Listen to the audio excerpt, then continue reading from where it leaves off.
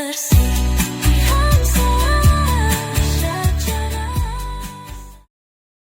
Assalamualaikum semua, kembali bertemu di channel saya Hamzah Misha. Okey kawan-kawan, hari ini saya nak masak lagi menu yang sederhana, insya-Allah sedap. Semestinya cara saya Hamzah Misha. Hari ini saya nak masak lemak daging campur dengan kacang panjang. Okey, sebelum kita masak, kita tunjukkan dulu bahan-bahan yang kita perlukan. Pertama, kita mestilah ada daging ya. Daging ni saya sudah rebus ya, dah empuk pun. Daging ni lebih kurang 400 gram lah lebih kurang ya. Kemudian kita ada santan segar ya. Kemudian kita lagi satu, kita macam biasalah saya cakap, saya masak tidak sukat-sukat lah, kita main agak-agak je. Kemudian kita ada garam. Kita juga ada bahan perasa tapi saya tak letak di sini. Kemudian kita ada kacang panjang yang saya sudah potong-potong dan juga saya dah cuci. Kalau nampak korang cantik, korang molek tu al-maklum lah kan, kacang panjang ni dia memang macam ni lah bentuk dia. Okey, kita ada belimbing buluh, lebih kurang ada 3 biji belimbing buluh, ada asam keping. Boleh juga digandingkan dengan asam jawa ataupun pis asam jawa. Kemudian kita ada daun kunyit, sehelai daun kunyit. Tapi daun kunyitnya agak besar, mungkin saya akan gunakan separuh saja dan saya hanya akan koyak-koyakkan sahaja. Kemudian saya ada 2 batang serai. Sebatang ni saya ketuk ataupun saya geprekkan. Ada sehelai daun 5 purut dan juga di sini ini lengkuas, sepotong lengkuas, sepotong halia. Kemudian bahan tumbuk di sini cili padi merah, cili padi hijau. Kepedasan tu ikut selera masing-masing. Serai sebatang tadi saya cakapkan ada 2 batang, hanya sebatang lagi saya akan kisar dan saya potong-potong dah pun.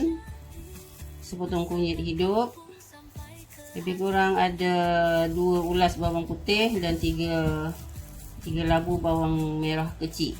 Itu saja bahan-bahan yang untuk dikisar. Sebelum memasak, saya nak kisar dulu bahan yang perlu dikisar. Okey. Lupa cakap tadi, sebelum kita blender ataupun kita kisar, kita potong-potong dulu cili. Potong-potong kasar saja.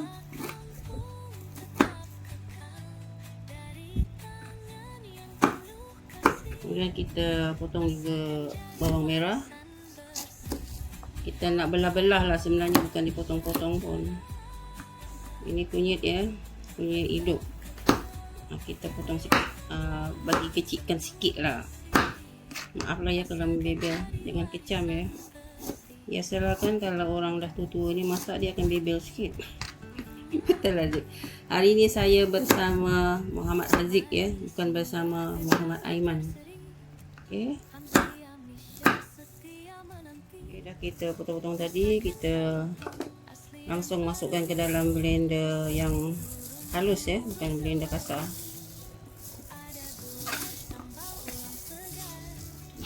Ini adalah bahan yang kita kisar tadi, ini rupa dia. Dan langsung kita tumis ya. Maaf ya, tadi saya tak cakap yang benda ni nak ditumis, tapi macam saya cakap tadi, cara saya tumis dulu. Kita dah panaskan minyak ya, di dalam kuali kita tuangkan bahan kisar tadi, kita tumis sehingga dia wangi lah. Kemudian kita masukkan serai sebatang, sepotong lengkuas dan juga sepotong halia. Kita tumis sehingga dia wangi. Okay. Bahan tumis kita dah berbau wangi ya. Kemudian kita masukkan daging ya. Terpulang ya, nak masukkan daging ke atau nak masukkan santan terlebih dahulu ke, itu terpulang. Oh ya, lupa saya nak cakap, masa saya merebus daging ni, saya rebus bersama dengan daun 5 purut ya, nak hilangkan bau hamis dia daun purut. Okey, kita dia ada apa ya, bagi dia menggelegak sekejap tu barulah kita letak santan. daging kita dah menggelegak dan dah empuk ya. Kita tuangkan santan.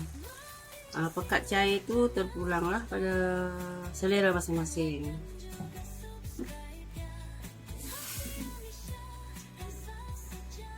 Jadi satu nak cakap ya kawan-kawan, kalau suara saya tu tak berapa nak jelas, saya mohon maaf ya. Sebab saya tidak menggunakan mikrofon ya. Mikrofon saya tengah apa ya Zik? Rosak kan Zik? Rosak. Jadi tengah apanya Zik, masih order ya, tengah di order gitu, tapi tak sampai lagi. Jadi mohon maaf ya kawan-kawan kalau suara saya tak berapa nak jelas. Okey, bila kita masukkan kacang panjang.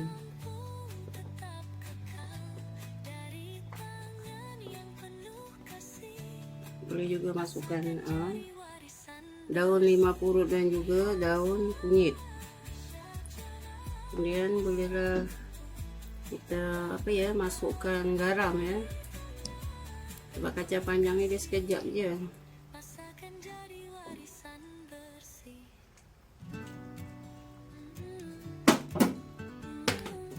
Kita nak masukkan garam ya.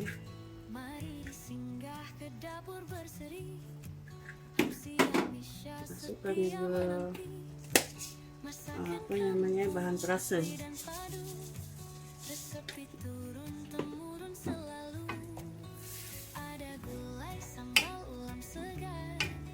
Cukup rasa buat hati mekar, tak perlu susah dia ajar mudah, dari dapur terus ke hati indah.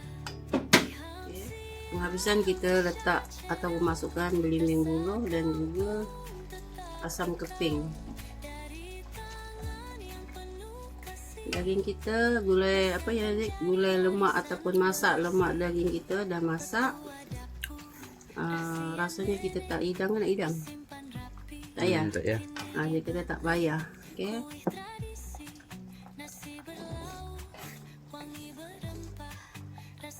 Okey kawan-kawan, masak lemak daging cara saya semestinya Hamsi Amisha dah siap dimasak. Alhamdulillah sedap.